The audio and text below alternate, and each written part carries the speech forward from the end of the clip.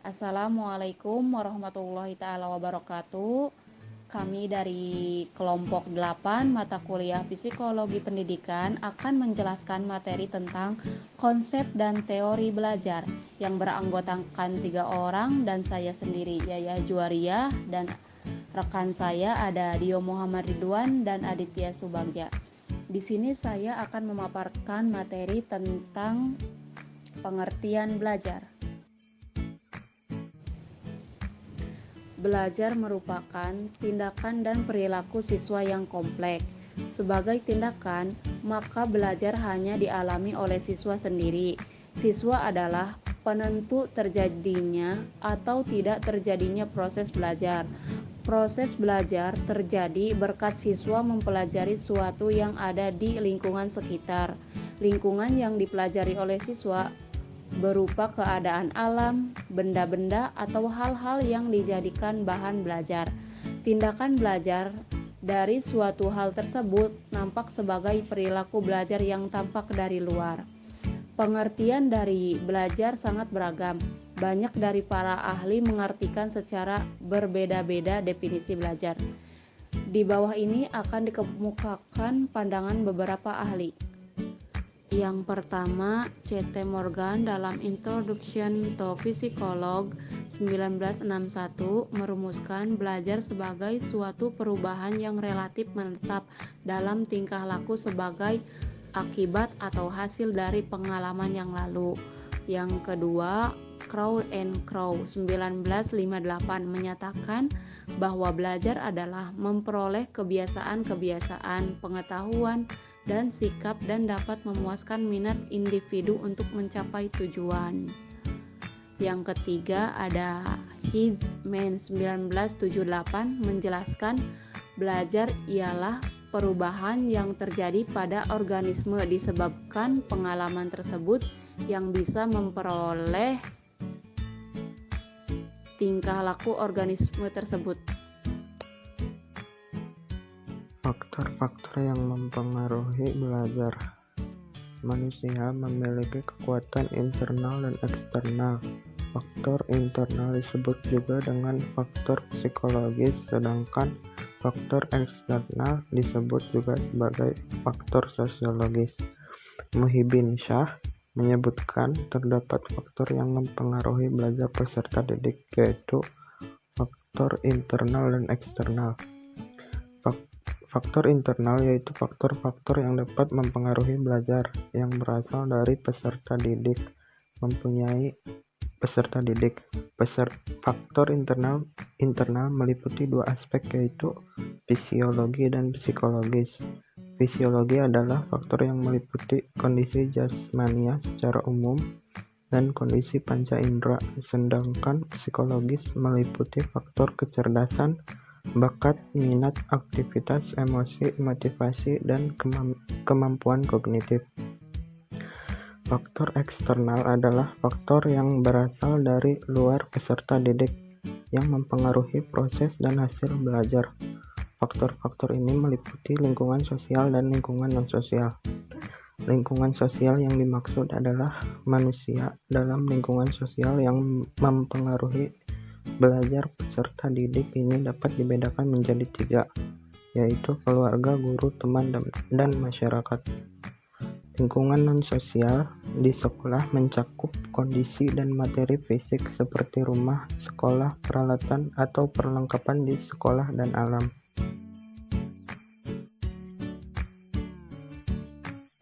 Prinsip-prinsip belajar. Prinsip belajar adalah suatu hubungan yang terjadi antara peserta didik dengan pendidik agar siswa mendapat motivasi belajar yang berguna bagi dirinya sendiri. Dan juga prinsip belajar dapat digunakan sebagai landasan berpikir, landasan berpijak, dan sumber motivasi agar proses belajar dan pembelajaran dapat berjalan dengan baik antara pendidik dan peserta didik.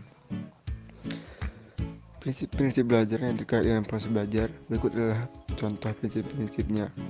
Pertama ada prinsip kesiapan. Yang dimaksud dengan prinsip kesiapan yaitu proses yang dipengaruhi kesiapan siswa atau kondisi siswa yang memungkinkan ia dapat belajar. Yang kedua, prinsip motivasi. Motivasi adalah suatu kondisi atau keadaan dari peserta didik untuk mengatur arah kegiatan dan memelihara kondisi tersebut. 3. Prinsip persepsi. Prinsip persepsi adalah interpretasi tentang situasi yang hidup dan dipengaruhi oleh perilaku individu itu sendiri. Setiap individu dapat melihat dunia dengan caranya sendiri yang berbeda dari yang lain. Yang keempat adalah prinsip tujuan. Tujuan adalah sasaran khusus yang hendak dicapai oleh setiap individu. Tujuan ini harus lebih jelas tergambar dalam pikiran dan dapat diterima oleh setiap orang didik dalam proses pembelajaran itu terjadi. Yang kelima ada prinsip perbedaan individual. Proses pengajaran semestinya memperhatikan perbedaan individual dalam kelas dan dapat memberi kemudahan mencapai tujuan belajar setinggi-tingginya. Yang keenam, prinsip transfer dan retensi. Prinsip transfer dan retensi. Belajar yang dapat digunakan bermanfaat bila seorang itu dapat menyimpan dan menerapkan hasil belajar dalam situasi baru dan pada akhirnya dapat digunakan dalam situasi yang lain. Proses itulah yang disebut dengan proses transfer. Sedangkan yang dimaksud dengan referensi adalah kemampuan seorang untuk menggunakan lagi hasil belajar. Yang kedua adalah prinsip belajar kognitif. Belajar kognitif mencakup asosiasi antar unsur, pembentukan konsep, penemuan masalah, dan keterampilan memecahkan masalah yang selanjutnya membentuk perilaku baru, berpikir, menalar, menilai, dan berimajinasi. Dalam prinsip ini akan melibatkan proses pengenalan dan penemuan. Prinsip belajar afektif. Prinsip belajar afektif adalah mencakup beberapa unsur yang nilai, emosi, dorongan, minat, dan sikap.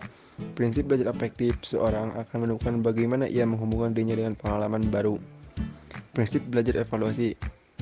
Belajar evaluasi dapat mempengaruhi proses belajar saat ini dan seterusnya. Pelaksanaan pelatihan evaluasi memungkinkan bagi individu untuk menguji kemajuan dalam pencapaian tujuan. Prinsip belajar psikomotor. Proses belajar psikomotor individu menentukan bagaimana ia mampu mengendalikan aktivitas ragawinya. Belajar psikomotor mengandung aspek mental dan fisik.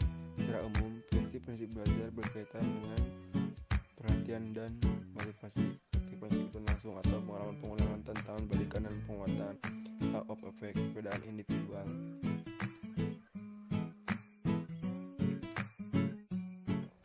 Beberapa teori belajar. Yang pertama ada teori belajar behavioristik.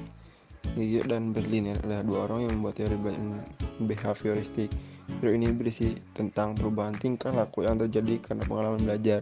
Dalam perkembangannya, teori ini menjadi aliran psikologi belajar yang mempengaruhi pengaruh terhadap tujuan peningkatan teori belajar dan praktik dalam dunia pendidikan dan pembelajaran. Belajar itu sendiri merupakan interaksi antara stimulus dan respon. Menurut teori behavioristik, dalam proses belajar mengajar yang terpenting adalah seorang akan dianggaplah belajar ketika sudah menunjukkan perubahan perilaku. Dan dari teori ini juga belajar dapat diartikan sebagai stimulus dan respon. Proses yang terjadi antara stimulus dan respon tidak dapat diamati dan diukur. Hal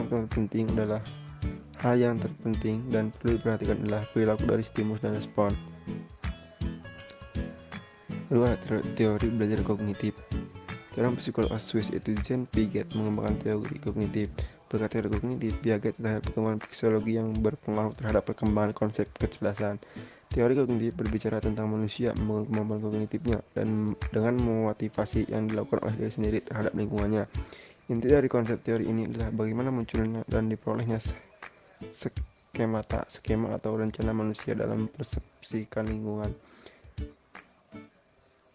Ketiga ada teori belajar humanistik. Teori belajar ini lebih cenderung melihat perkembangan pengetahuan dari segi kepribadian manusia. Hal ini karena humanistik itu sendiri merupakan ilmu yang melihat segala sesuatu dari segi kepribadian manusia. Teori belajar humanistik juga bertujuan membangun kepribadian murid dengan melakukan kegiatan-kegiatan yang positif. Hal ini bisa disebut dengan para pendidik atau guru yang mengajar dan mendidik menggunakan pendekatan humanistik. Yang keempat ada teori belajar konstruktivisme. Terakhir ada teori konstruktivisme. Berdasarkan asalnya, teori ini sebenarnya bukan bagian dari teori pendidikan, tapi dari ilmu filsafat, terutama filsafat ilmu. Dalam ilmu filsafat ilmu, hal yang dimaksud atau dijelaskan dalam teori ini adalah bagaimana proses terbentuknya pengetahuan manusia. Menurut teori konstruktivisme, pembentukan pengetahuan yang terjadi pada manusia berasal dari pengalaman-pengalaman yang telah dilewatinya.